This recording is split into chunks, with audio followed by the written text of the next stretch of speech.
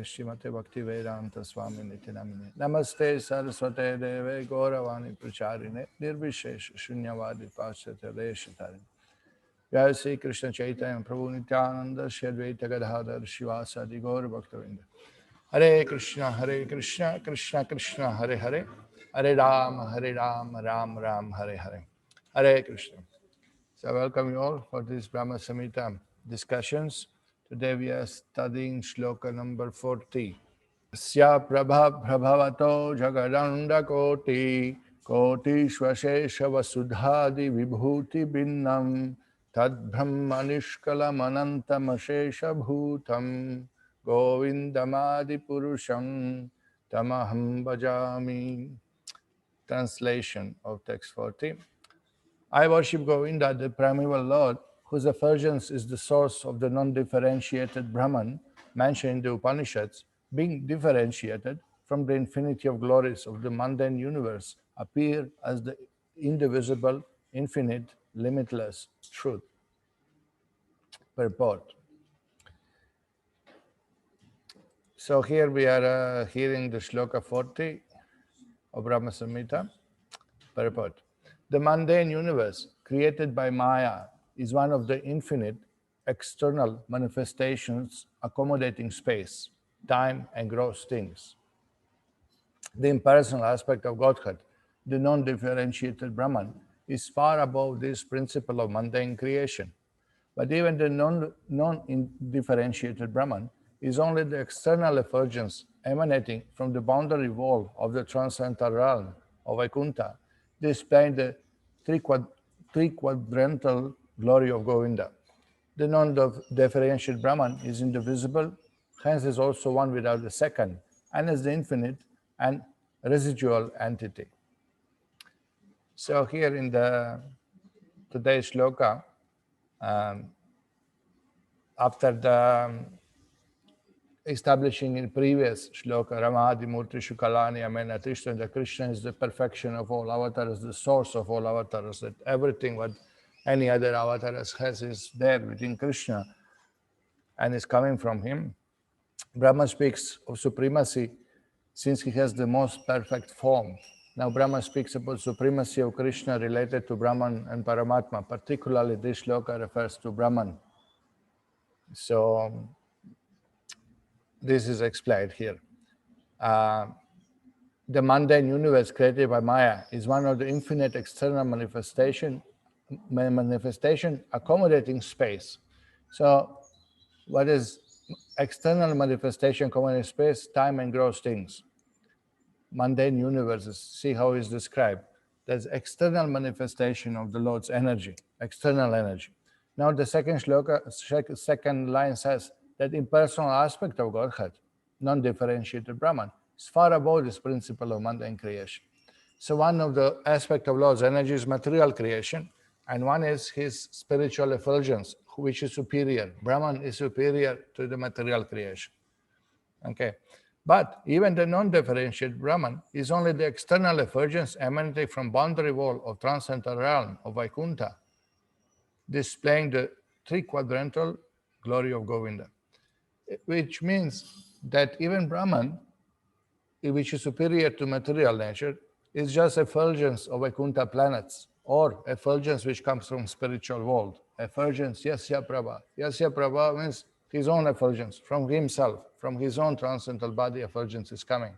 So even that non-differentiated Brahman is only external effulgence emanating from the boundary wall of the transcendental realm of Vaikuntha.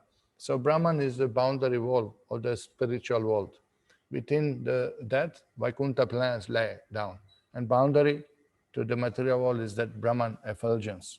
The non-differentiated Brahman is indivisible, hence is also one without second, and is infinite and residual entity. Residual, when you say residual, means something what is left over, remnants, something left. So from the all the aspect of the spiritual manifestation, which is here displaying the three-quadrantal glory of Govinda, which is manifesting in the spiritual world. So all the spiritual Krishna's form, Vaikuntha planets, varieties, devotees. So The external, the last one is his bodily effulgence. So this is a residual entity which is left in that. So I'll just read from Srila Prabhupada how Prabhupada explained that basically what the shloka says, Yasya Prabha Prabhato Jagadanda Koti, Kotishva Shesha Vasudadi, Yasya Prabha Prabhato, from his own effulgence, all the spiritual and material planets are manifested. This is what the shloka says. Shloka, many times in Upanishads, Vedas, you will find that from Brahman, everything is created. So here it is said also, Yasya Prabha Prabhato Jagadanda Koti, that many kotishu, in millions and millions of universes, refers to both spiritual and material universes. They emanate from Brahman. They emanate from Krishna's effulgence. So we'll be discussing this. Okay, so I'll just share some Prabhupada's quotes on this. This is in the Srila Prabhupada in the Srimad Bhagavatam, Canto 4, Chapter 12, Shloka 36, Maitreya Rishi speaks. The self-effulgent Vaikuntha planets, by whose illumination alone all the illuminating planets within this material world give off reflected life, cannot be reached by those who are not merciful to other living entities. Only a person who constantly engages in welfare activities for other living entities can reach the Vaikuntha planets. Of course, we focus on the first point of the shloka, that the self-effulgent Vaikuntha planets, by whose illumination alone all the illuminating planets within this material give off reflected light. So this is explained that the effulgence of Vaikuntha planets are reflected. This is the Brahmajyoti. That Brahmajyoti is reflected in the sun. The sun, what we have here, and the moonlight. First, the sun is reflection of Brahmajyoti. Then the moonlight is reflection of the sunlight. So it goes on like this. Whatever is illuminating, whatever in material world, is a reflection of the original light. Without Brahmajyoti, without effulgence of Krishna's body and Vaikuntha planets, both are mentioned, there will be no light in material world. So this is one quote. Srila Prabhupada explains in the purport here.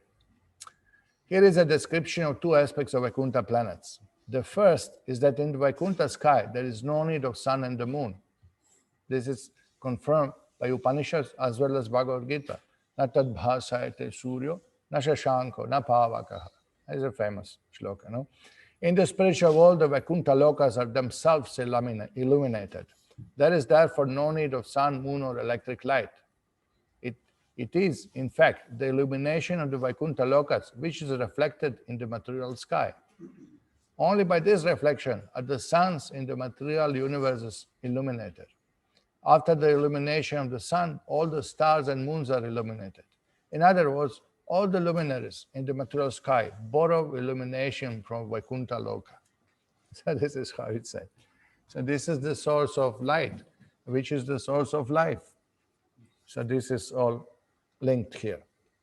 So in the Chaitanya Charitamrita Adi Lila, there is a story of astrologer who came to Chaitanya Mahaprabhu's place.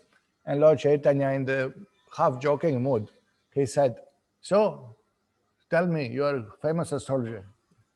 Tell about myself. Tell me, what do you know?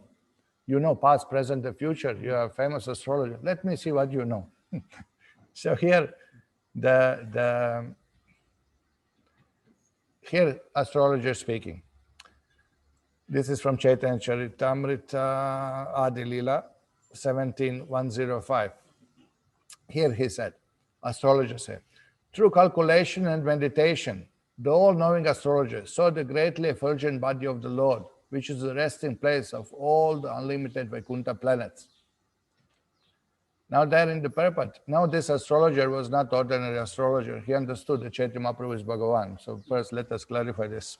Prabhupada writes in purport, although he was going begging door to door, he was not ordinary astrologer. Okay, we appear in Chaitanya Lila, you're an astrologer. The Lord is asking you, hey, why don't you give me a horoscope? So not ordinary person. So here purport. As there are many planets within this material world, there are many millions of planets called Vaikuntha Lokas in the spiritual world. All these Vaikuntha Lokas, or superior planets, rest on the effulgence of the Supreme Personality of Godhead. So this is to be understood, that all Vaikuntha planets, they float in that Brahman effulgence, which comes from their own planets, from their own effulgence, and effulgence of the Lord's forms. Not only Krishna's forms, but all the forms in Vaikuntha Loka, they illuminate this effulgence. Okay. As stated, all Krishna's form. As stated in Brahma-saṁhitā, yasya prabha prabhavato jagadandakoti. The Brahman effulgence emanating from the body of Supreme Lord creates innumerable planets in both the spiritual and material worlds. Thus, these planets are creation of the Supreme Personality of Godhead. Okay. So this is interesting. You notice that here Prabhupada said directly, from Brahman, all the universes are created. Now, how is that? We're hearing creation, and we say that from body of Mahavishnu, everything is created. And that is explained, that first from the, okay, I'll just read further Prabhupada's quotes. This is how it goes. Brahman is eternal. Okay, Brahman is eternally existing there. The Krishna is eternal. His effulgence is eternal. Vaikuntha Lokas are floating in the spiritual sky. Just like these planets, what we see, float in the material sky, in the, what is it? You may say, in the air, Spiritual planets, they float in the Brahmajyoti. Now you can say all these planets float in the sunrise, because sun illuminates all the sky. So all the planets float in the sun rays. So similarly, all Vaikuntha planets float in the Brahmajyoti, into Krishna's rays. Brahmajyoti means Yasya Prabha, his effulgence from his own body. Okay, so how is this technically happening, you may say? Technically is like this. Srila Prabhupada explained. In a corner of the spiritual sky, Brahmajyoti, spiritual cloud sometimes appears. Pradhana. Okay, so from Brahmajyoti, Pradhana comes. This is what it is, clear. Therefore, sometimes even Pradhana is called Brahman. So this is the moment Srila Bhakti Rakshak Sridhar Dev Maharaj, disciple of Srila Bhaktivedanta Saraswati Thakur, he said that this is the moment from spirit, how the matter comes. First comes subtle form of Pradhana, then comes Mahatattva, then comes Karna Jal. Brahman becomes liquidized, because Karna Jal is still spirit, but becomes liquidized, becomes like an ocean, but not material, still is spiritual, but the Brahman is now taking the shapes through the subtle elements, and then subtle elements start and becomes more gross, and then we have this stula sharira, gross material body, sukshma sharira, subtle material body before that, like that. So this is how from Brahman everything starts, right? Because you can see the first line, in corner of spiritual sky Brahmajyoti, spiritual cloud sometimes appears. And the covered portion is called the Mahatattva. Then the Lord, by his plenary portions, Mahavishnu lies down within water of Mahatattva, and the water is called the causal ocean. While Mahavishnu sleeps within causal ocean, innumerable universes generate along with his breathing. So this is the sequence. It's the same sequence, but the key secret is that in Brahmajyoti, everything happens. Right there, from the Brahmajyoti, cloud appears. This is the link. This is how it is explained. So, and then goes on explaining, next, how from Mahavishnu, Garbhodakasha Vishnu, and then Brahma is created, and then everyone else is created. Okay, Srila Prabhupada says in Bhagavad Gita, the Mahatattva is the total cause of the total cosmic manifestation. And that total substance of material cause, in which there are three modes of nature, is sometimes called Brahman. The Supreme Personality impregnates the total substance, and thus innumerable universes become possible. This total material substance, the Mahatattva, is described as Brahman in Vedic literature, Mundaka Upanishad. Tasmat etat Brahmanama Rupam Annam cha Jayate. The Supreme Person impregnates that Brahman with the seeds of living entities. The 24 elements being from earth, water, fire, material energy, and they constitute what is called Mahat Brahma, or the great Brahman, the material nature. So people get confused. What is Brahman? Everything is Brahman. Material nature is called Brahman. Jiva is called Brahman. Bhagavan is called Brahman. But it's true, because everything comes from the same source, from the spiritual energy. So there is no problem calling it like this. But proper understanding should be Vadantistu tattvavidas tattvam yajnanam advayam brahmeti paramatmati bhagavan iti shabdati. Advayam, they are all one. Why? Because this is Krishna. There's nobody else than Krishna. There's no difference between Krishna and Paramatma. Krishna expands into Paramatma. Krishna's effulgence is Brahman. Where is the contradiction? There is no contradiction. Contradiction is when you don't understand the personal features of the Lord, then you are trying to separate Brahman, Brahmajyoti from the Paramatma, from the Bhagavan. Then you start to differentiate. But Advaya means undifferentiated. There is no difference. How there is a difference? No? So anyway, we'll discuss a little more. In the Chaitanya Charitamrita Adi Lila, Srila Prabhupada says, the word Yat refers to Brahman, impersonal effulgence of the Lord. In the Brahma-saṁhitā, it is said, Tad Brahmanishkalam Anantam Ashesha Bhutam. The Brahman effulgence expands unlimitedly. Just as the sun is a localized planet with the sunshine expanding unlimitedly from that source, so the Absolute Truth is the Supreme Personality of Godhead with his effulgence of energy, Brahman, expanding unlimitedly. From that Brahman energy, the creation appears. So this is not a difference in examples. Here we have the sun is illuminating the sky and all planets float in the sun rays. But here is more than that. Not only that Vaikuntha planets float in the Brahmajyoti, but from Brahmajyoti also other universes material universes are manifested. Now, from the source, Absolute Truth is Supreme Personality with his effulgence of energy, Brahman expanding unlimitedly. So now this Brahman expansion turns into the material creation. This is the thing. The fusions of Lord's energy made this possible to happen. So from Brahman, matter comes. It's not that matter creates life. This is not possible. It's impossible. This is illusion. The scientists will be never able to prove that life comes from the matter, because it's not true. It's complete reverse. From Brahman, from conscious living entity, the coverings are coming, subtle and gross coverings comes. Not that chemicals create life. Life creates chemicals. Prabhupada said, simple example, one lemon tree creates so much citric acid.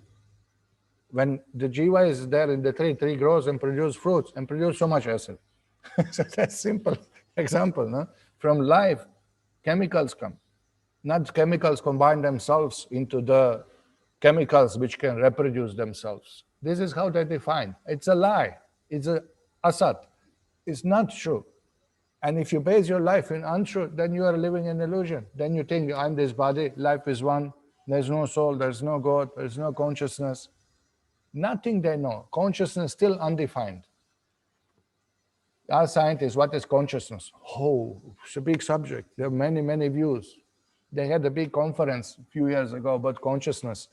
More than 2,000 papers were submitted from the different kinds of scientists, from biologists, chemists, this one, that one, astronomers, all kinds of scientists, physicists. They submitted their understanding of consciousness, and they realized, my goodness, we do not know what is consciousness. We can't define it. What is the source of? Is it matter? Is it spirit? Does consciousness exist after we die?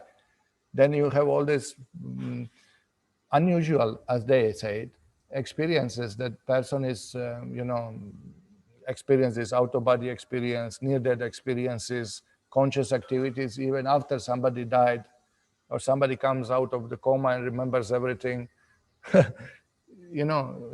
So all kinds of things. They have physical, visible evidences that consciousness is something existing, but they can't define it. But it's a spirit. It's not a matter. That's the thing. It is coming from the spirit. So anyway, arguments Prabhupada given so many things. But here again and again it says, Yasya Prabhav. So Brahman's effulgence is used to give substance for material creation, from which Mahatattva comes. All the totality of material elements, all material energy, totality of material energy, which includes all the different elements, material, bhumi, apo, nalo, kama, nalo, buddhi, vacha, hankara, itiyame, bina, prakriti, ashra. All this, apart from this, the senses, the object of the senses, their interactions, then you have the totality of 24 elements. Whatever is required, whatever is there, existing in material creation comes from Brahman. Okay, from that Brahman, energy, the creation appears, just as cloud appears in sunshine. Now this is again very good example. No? Because of sunshine, cloud appears. Because of Brahmajyoti, cloud of Mahatattva appears. It's a good example. From the cloud comes rain, from rain comes vegetation, from vegetation comes fruits and flowers, which are bases of subsistence for many other forms of life. Okay, so this is analogy. Similarly, the effulgent bodily luster of the Supreme Lord is the cause of the creation of infinite universes. The Brahman effulgence is impersonal, but the cause of that energy is Supreme Personality of Godhead. So you cannot say that Brahman is ultimate because this is effulgence of the body of the Lord. No? And it's impersonal aspect. It's just his effulgence. That's what it is. From him, in his abode, the Vaikunthas, this Brahmajyoti emanates. He is never impersonal. Since impersonalists cannot understand the source of the Brahman energy, they mistakenly choose to think this impersonal Brahman the ultimate or absolute goal. But as stated in Upanishads, one has to penetrate the impersonal effulgence to see the face of the Supreme Lord. If one desires to reach the source of the sunshine, he has to travel through the sunshine to reach the sun and then meet the predominating deity there. The absolute truth is the Supreme Person, Bhagavan, as Srimad Bhagavatam explains. So this is the thing, that when the Upanishads and Veda says that Brahman is source of everything, we say yes. Brahmanyo Devaki Putraha, that Brahman is Krishna, and his effulgence is cause of the Mahatattva. All the universes, spiritual and material, comes from there, so float in that. So what is the problem? We have no problem.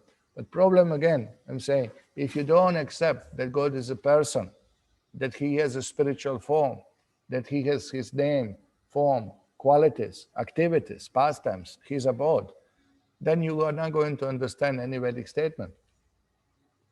If you cut out, if you come with preconception that God has no form, because forms are material, then whatever you read will be wrong. Krishna speaks. Oh, Krishna means not that Krishna what I'm seeing, but actually Krishna, unmanifested Krishna. You are twisting. You are twisting everything you read. You will be twisting. If you put the green sunglasses, wherever you look is green. So if people get this misunderstanding, if they don't hear properly from the Guru Parampara that Brahman, Paramatma, Bhagavan are three aspects of same absolute truth, and all are coming from Bhagavan, not that they are three separate things. Not that Brahman is there and Paramatma is there and Bhagavan is there. So there will be some boxing match or some competition, who is superior. No, the Bhagavan explains as Paramatma and his bodily shines. This is Brahman. You will see Jiva Goswami gives amazing comment here. Just in a minute, we are coming to that. So, Srila Prabhupada quotes again in Adi. This is directly shloka from the Chaitanya Charitamrita. Koti Koti Brahmande Ye Brahmara Vibhuti Say Brahma Govindera Haya Anga Kanti. Lord Brahma says, the opulences of the impersonal Brahman spread throughout the millions and millions of universes. That Brahman is but the bodily effulgence of Govinda. So you will see all this essential point from our philosophy is clarified in Chaitanya Charitamrita, just established. Whatever we discuss these crucial points, you will notice that always there is Chaitanya Charitamrita quote. It's amazing. Man. You will find the essential shlokas from Bhagavatam and from Brahma-saṁhitā. Shloka was quoted in Adi Leela of Chaitanya Charitamrita and explained what is the point. Koti Koti Brahmande Ye Brahmera Vibhuti. Say Brahma Govindera Haya Anga Kanti. Simply Brahman is effulgence of Lord Govinda. And in the purport of the next shloka, in Chaitanya Charitamrita, Prabhupada says like this.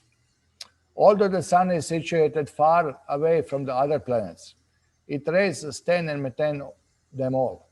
Indeed, the sun diffuses its heat and light all over the universe. Similarly, the Supreme Sun, Govinda, diffuses his heat and light everywhere in the form of his different potencies. Thus, sun's heat and light are non-different from the sun. In the same way, the unlimited potency of Govinda are not different from Govinda himself. Therefore, the all-pervasive Brahman is the all-pervasive Govinda. You see this statement? Very clear. That's exactly the point. The Bhagavad Gita clearly mentions that the impersonal Brahman is dependent upon Govinda. That is the real conception of absolute knowledge. So this is clear. No, this is important. Okay, and then immediately in Chaitanya Charitamrita they explain who attains this Brahman. Who are the people attracted with this impersonal aspect of the Lord? So the shloka is quoted from, this is from Bhagavatam shloka. It's quoted in the Chaitanya Charitamrita.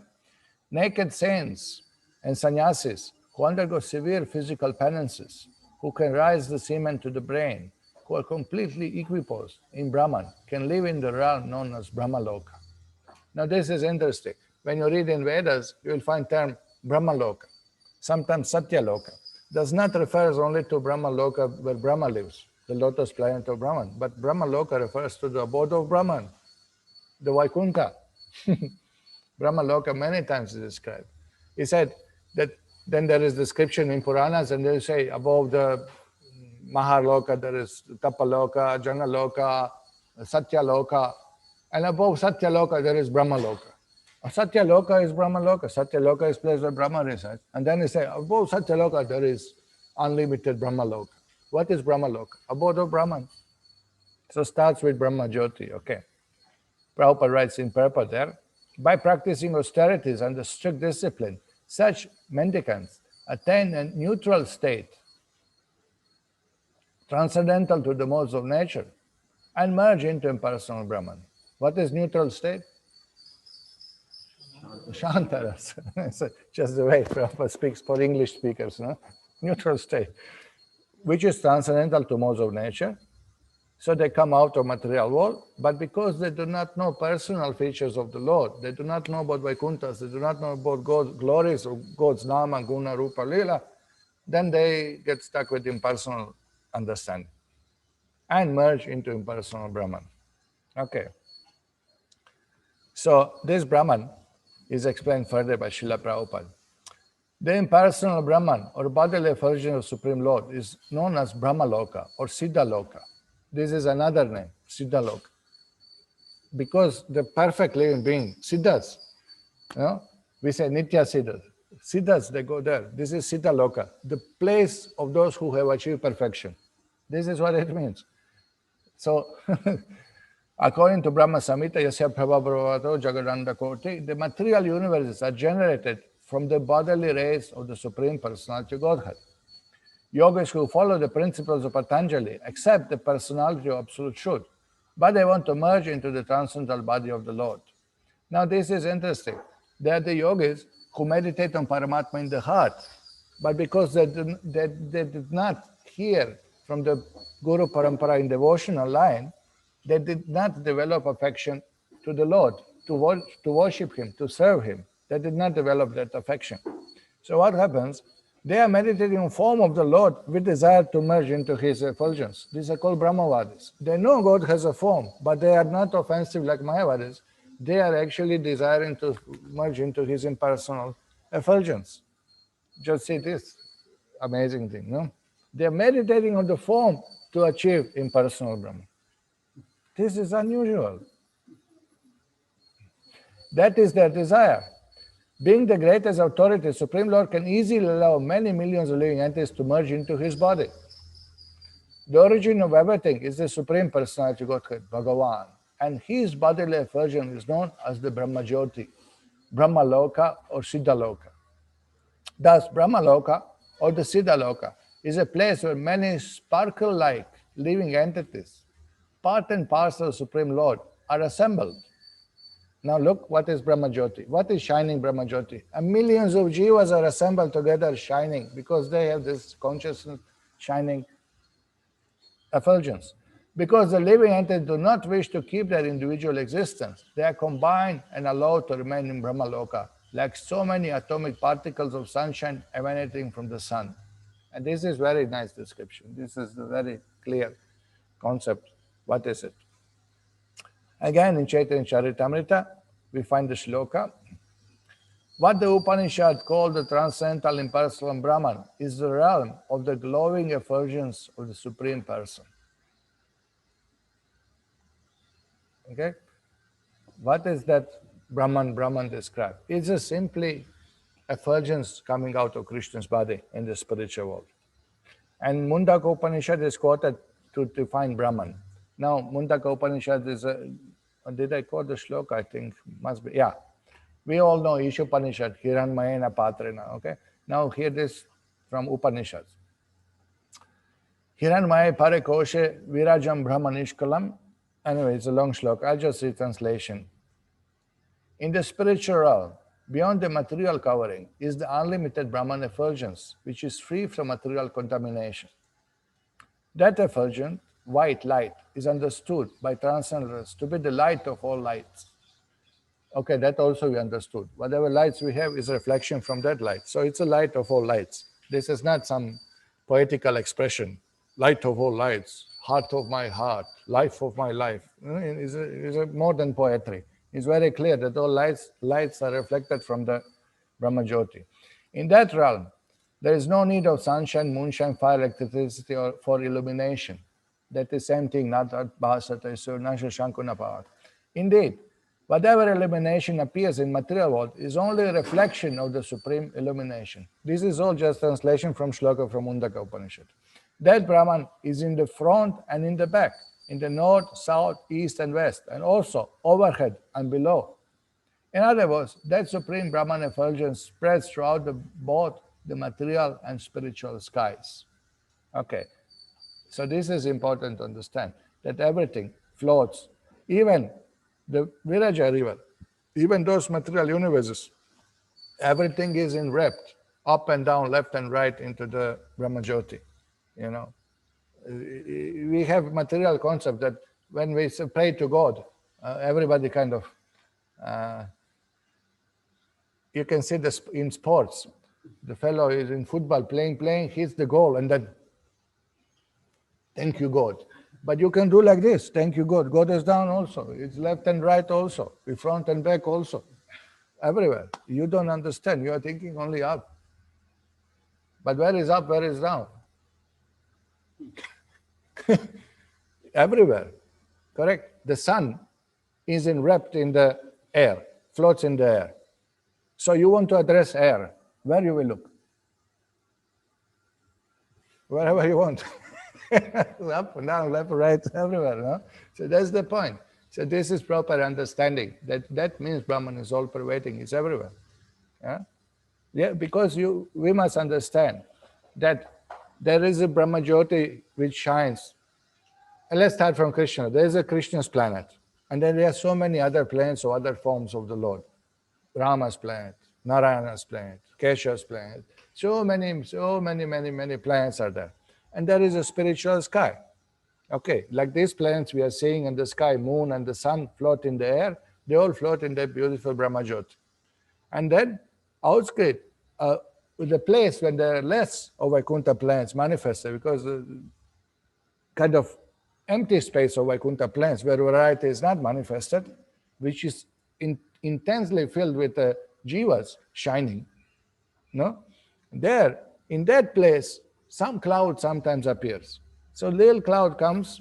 This is also described in such a details in the Vedas, in Puranas, that in the northwest corner of the spiritual sky, look at the locations given, when little cloud appears. That cloud appears within Brahmajyoti. So down is Brahman, left is Brahman, front is Brahman, back is Brahman, up is Brahman, down. Little cloud appears, little cover portion, Karna Jal appears. Here all the millions of universe happen, disappears, and appears, and disappears. And everything in wrapped in Brahman. Nothing down, there's no solid down. You think, oh, this is earth, spiritual is up, and material world is down. There's nothing down. Down is also spiritual world. Am I confusing more? Okay, Hare Krishna. Anyway, it's difficult from our tiny perspective to see, but point is, you keep, just like a sun in the sky, you can see it's enwrapped, in air around, in the sky. So similarly, spiritual sky is everywhere. And that little tiny cloud appears, disappear, right into Brahman. Down is also Brahman. Well, who is holding Karna Jal? A Brahman. People think, this side of river is Viraja, this side is matter. What is the solid? Something solid, you walk on the... But all the universes float on the ocean only. That's all. There's nothing. Nobody ever mentions other bank. There's no bank. There's no solid to put foot. It's Brahman there also. Universe is a cluster like a grapes, cluster like a foam. In the ocean you see the foam floating on the waves. That's what it is. That's where the material world is. It's on the Karna ocean, everything. We are now floating as a bubble on the Karna ocean. You don't feel the waves. No, you feel different waves of Maya, tsunamis riding over our head. No? But this is where we are. And that is all floating in Brahman. Brahman is supporting Karna Jal, other side is Brahman, this side is Brahman, that side is Brahman. Everywhere is effulgence. Everything is done into Brahman effulgence. The misunderstanding, the down is solid, but it's hollow. It's not exactly solid. Okay, so the Brahmajyoti effulgence of Krishna's body and effulgence of Vaikuntha planets, this is Brahmajyoti. Brahmajyoti is effulgence coming out of Krishna's body, Vishnu's body, all the spiritual forms of the Lord, and all the Vaikuntha planets. This is what it shines. So, Srila Jiva Goswami explained this. It's a very nice point to understand. That though personal and impersonal aspects are actually only one form. Personal and impersonal aspect is actually one form. And this is very amazing.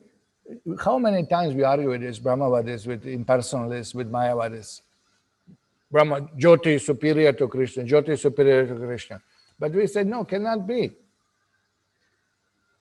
We say it's one. Brahmati, Paramatmati, Advayam, not different. How is not different? What happens when you see Krishna? What actually happens? When Krishna manifests in front of his devotee, what you will see? You see Krishna's form.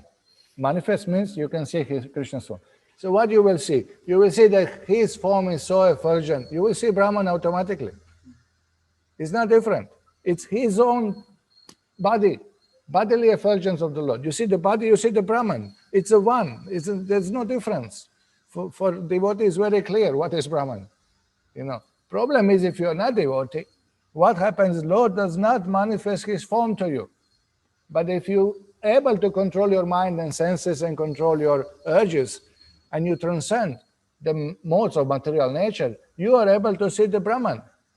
But because you are not interested in form, Lord is not showing. Naham prakasha sarvasya yogamaya samanvritaha. Lord is not. So what you will see? You will see effulgence. So all this Brahmavad is like, oh, light, I've seen the light, I've seen the light. Okay, switch off the light, now see the form.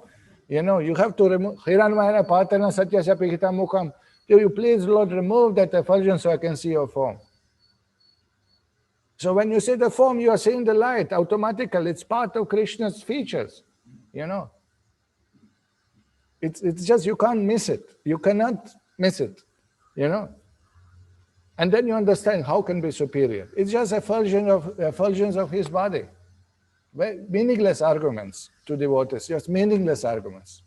We are not against Brahman. We are not saying Brahman is not there. We are saying Brahman is there. Yasya Prabha is his own effulgence. That's what is Brahman. That Brahman is source of everything. He has no source. He has no source. Krishna is called Brahman. Krishna and Brahman are not different. This is the problem in explaining it.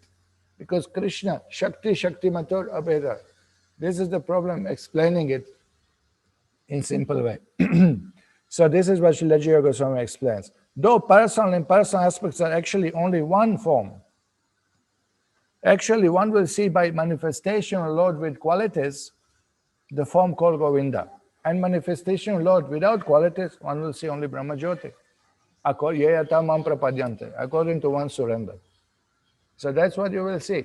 If you are not accepting that Lord has attributes, if you are nirvishesha, if you are nirakarvadi, if you are anama, arupa, nirgunavadi, then you are realizing the non-differentiated aspect and without qualities, nirguna Brahman, which is Brahmajyoti. But Sadguna Brahman, you will not realize. You are not allowed to realize. So this is what Śrīla Jiva Goswami comments here. By manifestation, Lord, devoid of qualities, his form and his attribute dharma called Brahman appears. This Brahman is like the halo around the moon. So it's such a nice example. Nighttime, particularly in the clear sky, you can see on Purnima that halo around the moon. Now, this is what is Brahmajyoti, shining effulgence of Lord's body. Now, Śrīla Jiva Goswami quotes from the Shastra to show that Krishna is source of impersonal Brahman. So he immediately quotes Vishnu Purana, which says like this: the beautiful Lord is the shelter of all pervading conscious Brahman. Okay? Of course, Brahmano hi pratishtha, that is there in Bhagavad Gita, famous. And then what do we have? We have again Srimad Bhagavatam 11 canto quoted. I'm form, taste, aroma, touch and sound, false ego, the Mahatattva. Krishna says, I'm all of this, because everything is manifestation of his energy. Earth, water, fire, air and sky, the living entity, material nature, the modes of goodness, passion and ignorance, and the impersonal Brahman, Param. All these items, along with knowledge of their individual symptoms and the steady conviction that results from this knowledge, represents me. So again, Shloka says, Krishna is source of Brahman. Brahman comes from him. Again. Okay. Then Śrīla Jiva Goswami quotes from Bhagavatam 8 canto, when Lord Matsya speaks to King Satyavrata. Look at this one. Matsya says like this: you will be thoroughly advised and favored by me. Matsyavata speaks to King Satyavrata. And because of your inquiries, everything about my glory, known as impersonal Brahman, will be manifest within your heart. So according to his surrender, according to his capacity, that knowledge is revealed to the spiritualist, Okay, so then Stota Ratna of Yamunacharya is quoted by Śrīla Jiva Goswami. Your manifestation powers, your vibhutis, here, your vibhutis. Brahmachatat vibhutaya. Now, Brahman is listed here as a vibhuti of the Lord, as an opulence of the Lord. So that shows that Krishna is also Brahman also. Look at this. Your manifestation powers, your vibhutis, consist of whatever is visible within the universe, the coverings of the universe, each 10 times thicker than previous layer, gunas, pradhana, purusha, spiritual world, and impersonal Brahman. These are all your vibhutis. So this is also important to understand. The point is that Brahman effulgence is counted as one of the opulences of the Lord, and Jiva is also sometimes counted as one of the vibhutis of the Lord. That's also amazing how Lord, one conscious being, Eko Bahusyam Prajayata, can actually manifest so many vibhinamshas, separate conscious living entities. So this is another vibhuti of the Lord. Jiva is sometimes counted also. Now Śrīla Jiva Goswami quotes further from 4th canto of Bhagavatam, when Dhruva states the superiority of Lord's form over impersonal aspects. Dhruva Maharaj explains this. My Lord, transcendental bliss derived from meditating upon your lotus feet or hearing about your glories from pure devotee is so unlimited that it is far beyond the stage of Brahmananda. So transcendental bliss by meditating on the form of the Lord and hearing about Lord's glories, means qualities, pastimes, form, name, nama, guna, rupa, lila, is far superior than Brahmananda. What is Brahmananda? That joy realizing impersonal aspect of the Lord. And what is this? This is called Premananda, the joy of actually relishing, loving relation with the Lord. wherever one thinks himself merging in impersonal Brahman as one with the Supreme. Since Brahmananda is also defeated by transcendental bliss derived from devotional service, then what to speak of the temporary blissfulness of elevating oneself to heavenly planes, which is ended by separating sword of time. So even Brahman effulgence, that Brahmananda, is nothing compared to the Premananda. What to speak of this, what is called Swargananda in German. And, although one may be elevated to heavenly planes, he falls down in course of time. So now, another proof that personal aspect of the Lord is more important than impersonal realization is very fact that the self-realized soul are attracted still to hear about Krishna's qualities even after being liberated. After liberation, you are self-satisfied. You are free from material desires. You are free from nashochati nakangshati, or lamenting and hankering. You are free from any, you are self-satisfied. You do not need external impetus for your pleasure. And then still, you are relishing hearing Krishna Nama Guna Rupa Lila. Why? Because they are spiritual, they are transcendental, they are not material. Huh? So here, Atmarama Shamunaya, famous shloka quoted, all different varieties of Atmaramas, especially those established in the path of self-realization, though freed from all kinds of material bondage, desire to render unalloyed devotional service unto personality of Godhead. This means that Lord possesses transcendental qualities and therefore can attract everyone, including liberated souls. So this is important to understand, that even after liberation, soul is attracted to Krishna's form, qualities, past, and this is the Svarupa of the soul. This is even self-realized of Atmaramas, they are still attracted with this Krishna's qualities. So that shows superiority of the form compared to the impersonal understanding. Here in the prayers of Kunti, Srimad Bhagavatam, Prabhupada says, it is said that Lord is covered by curtain of Yoga Maya, and thus ordinary people cannot understand him. This Yoga Maya curtain is also confirmed in Ishopanishad, Mantra 15, in which the devotee prays, Hiranmayena patrena satyasya pihita mukham tattvam kushan apavrinu satya dharmaya drishtare. O Lord, you are the maintainer of the entire universe, and devotional service to you is the highest religious principle. Therefore, I pray to you will also maintain me. Your transcendental form is covered by Yoga Maya. Why by Yoga Maya? We say Maya is not allowing us to see God. I think Mahamaya. But Mahamaya does not cover Lord. Mahamaya covers our vision. Other side of curtain is Yoga Maya. It's like you have curtain with one side black and one side red color. So for us is red, Mahamaya. For Lord is different color. Cloud does not cover the sun, but covers our vision to see the sun, because we are tiny. The sun is not covered. Mahamaya cannot cover the Lord. How can Mahamaya cover the Lord? Yoga Maya can cover the Lord. Means that by his potency is not, he put a spell, magic spell. You can't see him. This is Yoga Maya. The Brahmajyoti is the covering of the internal potency. That is the curtain, Brahmajyoti. You will not see the Lord because he is covered by Brahmajyoti. This is the Yoga Maya curtain. May you kindly remove this glowing effulgence that impedes my seeing your Sachitanand Vigraha. So now this is very good point. Here is one. May you kindly remove that glowing effulgence that impedes my seeing your Sachitananda Vigraha. Brahman realization is impediment for devotee. What's the problem? What's your problem? Realize Nirakar, Nirguna, then you realize Sadguna. But it's impediment, it's blocking the vision, it's not allowing you. The Lord will not be revealed to you if you're attracted with this impersonal aspect. So this is how devotee says, it's impediment. Please remove that effulgence so I can see your transcendental form. So this is explained here. Your eternal form of bliss and knowledge. The Supreme Personality Godhead in his transcendental form of bliss and knowledge is covered by the internal potency of the Brahmajyoti, and the less intelligent persons cannot see the Supreme on this account.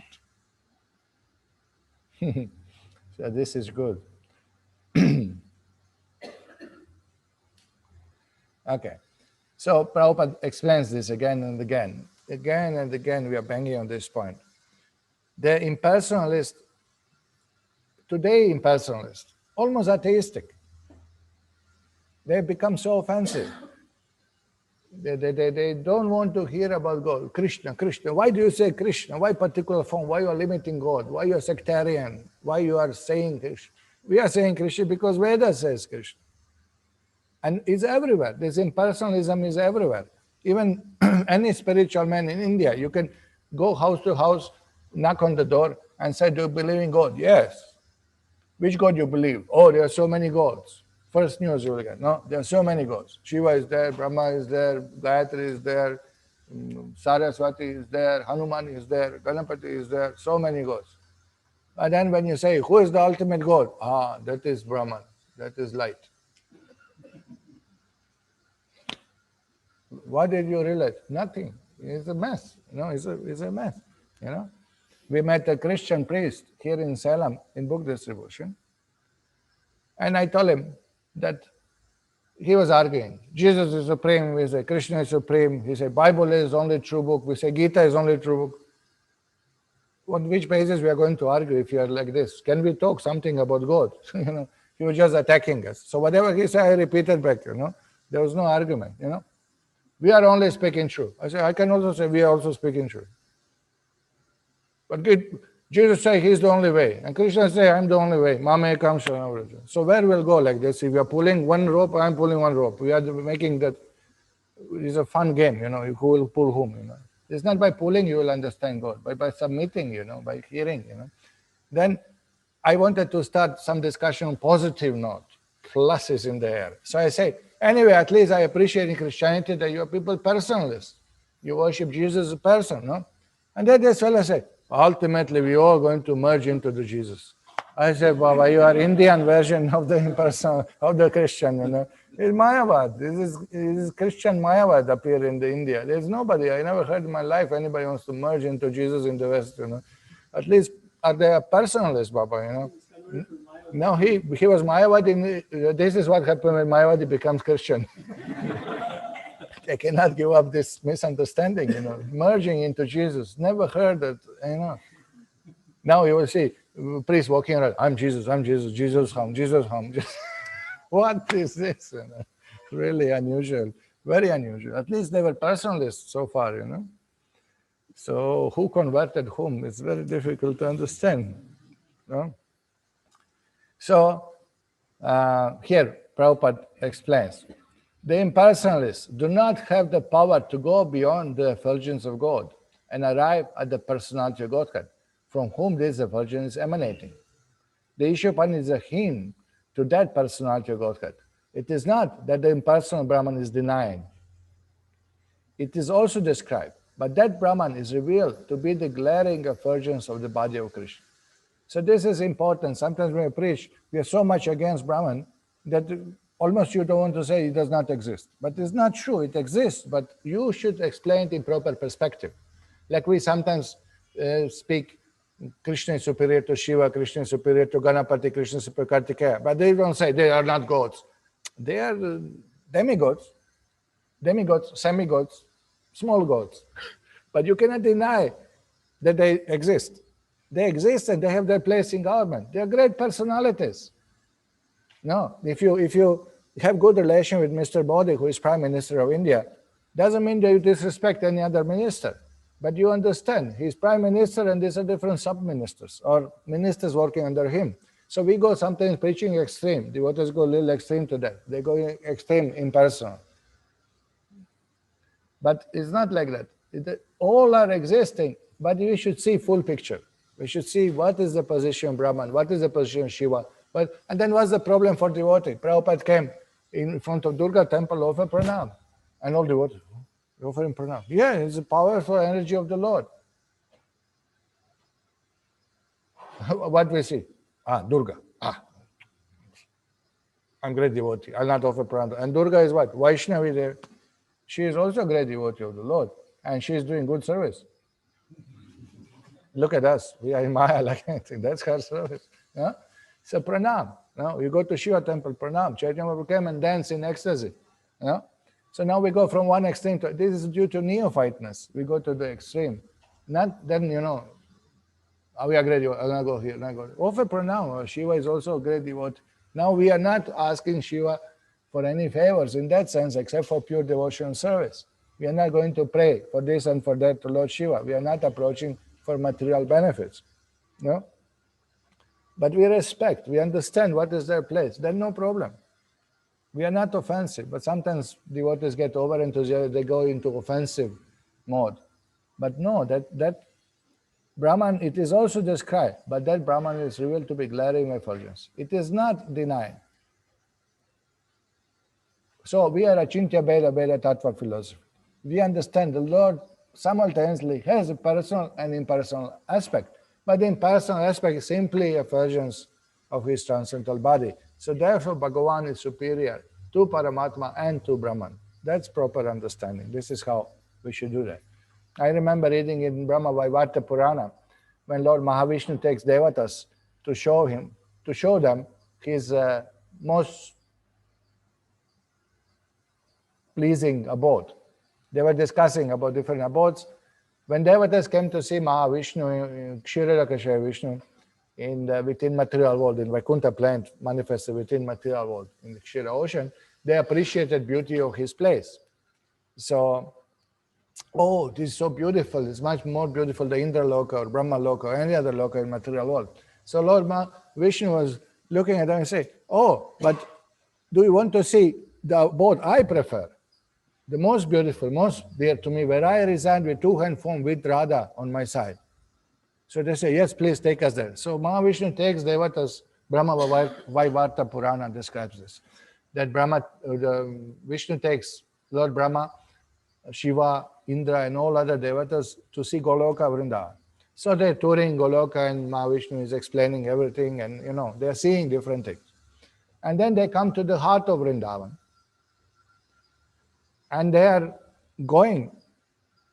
First they were, when they entered Goloka, they were stopped by the Gopas. Nobody was allowed. And they said, where do you want to go? We want to see Lord Krishna. Wait. Mahavishnu with Devatas waiting at the house to enter. Then the permission came. Lord Krishna said he will see you. So they are going to see Krishna. So they are going through the Goloka and they are going towards the Vrindavan. They are entering Vrindavan. They are going into heart of Vrindavan to meet Krishna. They come there and what they see? Brahmajyoti. They see beautiful shining effulgence. So I was reading this, I said, oh no, this is so disappointing, and I'm hearing Goloka description. And then when they come to meet Krishna, there is a Brahmajyoti, And then, fortunately, there is more of the story. And then they hear the voices. And they understand that somebody is there behind the light. And slowly, by offering prayers and meditating, and the Lord reveals his form, sitting on the jewel throne, with Radharani there. Then only they could see the Lord. So not only Brahmajyoti is there, but it's coming from Lord's body. And you cannot see unless he reveals himself. So this is described there. So Srila Prabhupada explains, the system of God realization is a great science. The materialistic Sankhya yogis can only analyze and meditate on the 24 factors of material creation, for they have very little information on the Purusha, the Lord. And the impersonal transcendentalists are simply bewildered by the glaring effulgence of Brahmajyoti.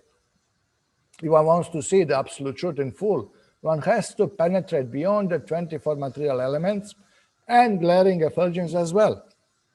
So Ishopanishad points towards this direction, praying for the removal of Hiranmaya Patra, the dazzling covering of the Lord. Unless this covering is removed, so one can perceive the real face of personality of Godhead, factual realization of the absolute truth can never be achieved. So this is as clear as the sun. So Prabhupada continues. So Brahman realization is not enough. A sick man's fever may go down, but he may not yet be cured. So this is so good example. Now, you are free from material urges. Na shochati na kankshati. You have no material desires. But, so material fever came down, but you're not yet cured because you do not know about personal aspect of the Lord. You realize only Brahman. effulgence. He is finally cured when he is not only safe from fever, but fully recovered and back to his normal active life. What is normal active life? Jivara Swarupa Hoy Krishna Nityadas. This is the real normal active life. We have spiritual form, we are meant to serve Lord in devotional service. Unless you are engaged in devotional service, you are not situated in one constitutional position. Therefore, even from Brahmajyoti we fell down, no? Otherwise, there is danger of relapse. Lack understanding, I am spirit soul, not the body, does not mean one is cured of illusion. Only when person fully understands that he is eternal servant of Krishna and he acts on that understanding is he truly self-realized. So now, Srila Bhaktivinoda Thakur comments on this shloka in Ishopanishad. He says like this: O Supreme Lord, you are the spiritual sun. I am a very small particle of light. Though I can see, your light does not allow me to see your eternal form. Thus, being deprived of seeing your wonderful qualities, I remain covered by energy of Maya, the shadow of Chit Shakti, your spiritual energy. Be merciful and remove the effulgent covering. Then it will be possible for minute soul to see your real form. The great devotee Narad, seeing that form, said, Jyotir adyantare rupam atulam shyama sundaram. Now in Narada Pancharatra he quotes, there is an incomparable form of Shyama Sundar within the light. Jyotir abhyantare rupam atulam shyama sundaram. This is Narada's prayers. First also he saw the light, then within the light he saw the form of the Lord.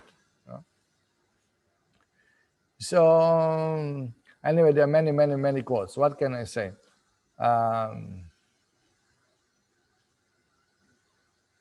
So these are all different, many beautiful verses are quoted. Srila Baladev Vidyabhushan's quote in the Laghu Bhagavatamrita commentary, he comments on this shloka, Yasya Prabha Prabhavato. I just read one more, huh? You're okay? Okay, this is interesting. Srila Baladev Vidyabhushan says, commentary on this, Yasya Prabha Prabhavato. This verse is proof for the statement that the formless conscious Brahman is the effulgence of Krishna, who is condensed consciousness with a human form. So they say Brahman is supreme consciousness, Brahman is supreme consciousness. But who is Krishna? Krishna kyam param Brahman narakriti. Krishna is that param Brahman, supreme consciousness in human form, not in the human flesh body. Sachitananda Vigraha. So that Brahman has a form. Look at the shloka. Vishnu Purana says, Yatra Vatirnam Krishnakyam Param Brahman Narakriti. Krishnakyam, the Yadu dynasty in which the Supreme Brahman called Krishna appeared with human form. Vishnu Purana is quoted.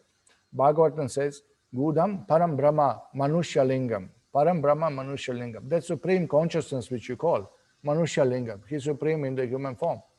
Sacred aspect. The Supreme Brahman in its secret aspect has a human form. Why secret aspect? Because it's not revealed. Naham prakasha sarvasya yoga maya. So here Srila Baladev Vidyabhushan again explains. I worship Govinda, possessor of great effulgence Prabhavata. He is explaining the shloka. Yasya Prabha Prabhavata. Whose effulgence is Brahman? How is this Brahman described? It is distinct from its vibhutis, such as the earth situated in millions of universes. As cause, Brahman is one, and as effect, Brahman is unlimited forms within this universe. But the effects come from the Supreme Lord, not from his effulgence. Okay, so now here, Yasya Prabha Prabha Jagadanda Koti. Although spiritual universes and material universe both are emanation of Brahman, it doesn't mean that he is the ultimate one, because he is effulgence of the Lord's body. So this is the link. This is not the ultimate. The effects came from the Supreme Lord, not from his effulgence.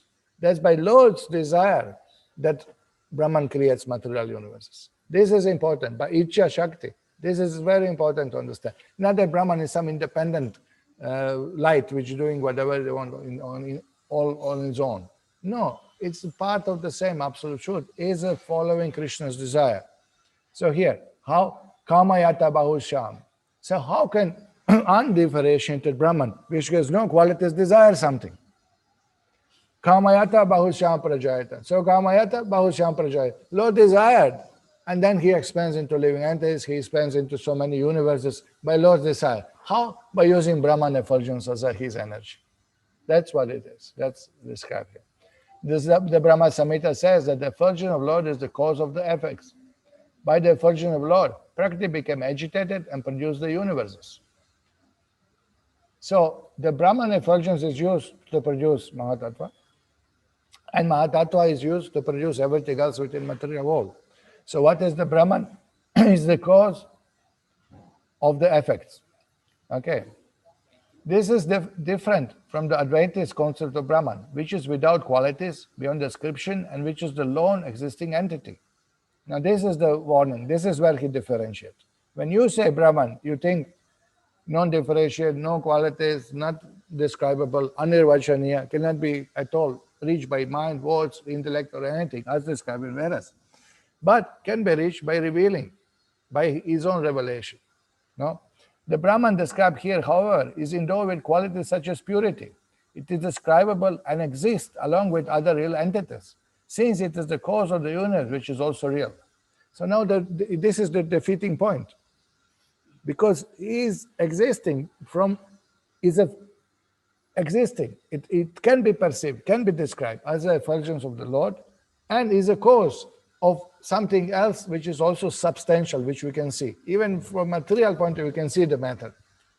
We can see the method, which is manifestation ultimately of Brahmajyoti. So Brahmajyoti is a real fact. It's describable. Is a pure, is uncontaminated. What is different between Pradhana and Brahmajyoti? In Brahmajyoti, time is not manifested. In Pradhana, time is also not manifested. So what is the difference? They are made from same spirit. But in Pradhana, you have the all material elements, and now Pradhana will be impregnated by Kala Shakti, by time. And the three modes manifest in Mahatattva. So three modes are not there in Brahman. Therefore, it's called pure. So therefore, you can define him. You can differentiate it from material energy because there is a quality to it. So you cannot say it's not describable. It's describable. Just like they argue that you cannot describe, unless you taste the milk, you cannot realize what is the milk. You cannot describe it. But it's not true. I can describe it. I can say it's a white color. It's thicker than the water. It's tasty. It fills the belly. It's pleasant.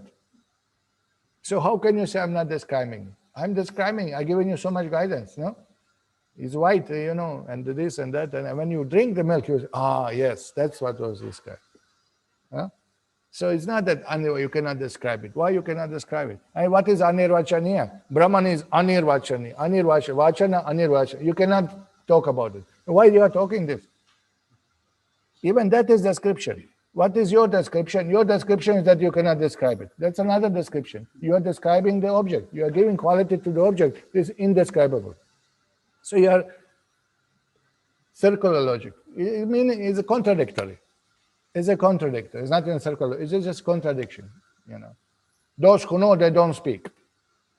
The empty pot makes a sound. So shut up. If you know. But because you don't know, you speak. So we'll not follow you. We'll not follow your conclusion. No. All this jugglery with words, that's what it is. But here you can see that real object, from real, something real, manifestation comes out. So, Bhagavad Vidya Bhushan goes on. According to Advaitins, one cannot have faith in Brahman because it is without proof. What you are going to believe in, which you cannot be described. You can't meditate on it, cannot be described. It is not subject to perception, prajaksha, since it has no form or other qualities. It is not subject to inference, anuman, since it does not have middle term for producing inference. You can't compare it to anything. It cannot be proved by testimony, shabda, since it lacks classification and other elements which are bases of words. You cannot describe by words. Nor can it be expressed figuratively, lakshana, since it is impossible for make figurative expression when the object is beyond all the words. According to this philosophy, such Brahman cannot be cause of creation, since he is devoid of power to decide to create, because he cannot desire. The Brahman cannot be taught, since there is no teacher and student, only one Brahman. Because if you try to understand something, there is a knowledge, the knower, and the object of the knowledge. But here is all Brahman. So who is the teacher, who is the student? So there's no knowledge transmission. There's nothing to know, nothing to be known. Perhaps one can attain Brahman by using false conception of teacher and students. Like, till I realize I'll be your student. After that, I'll become teacher also. That cannot be accepted, since realization cannot arise from illusion. Because you say that it's illusion to see yourself separately from Brahman. Now we are all individuals. Actually, we are all one. We are all Brahman. But now you think I'm separate conscious, I'm separate conscious, I'm separate conscious. But it's illusion. So now you become my student, I'm your guru, teacher, till you realize that you are same like me. But how can be illusion? How can you even start relationship of student and teacher? Because this is illusion. How can illusion deliver you from illusion? It's a mess. It's a really wrong proposition. It's false. It's faulty. It's wrong. You cannot conceive it. And where does the illusion lie? Where is illusion coming from? If I'm Brahman, where is illusion? If I'm Brahman, Brahman cannot be covered by illusion.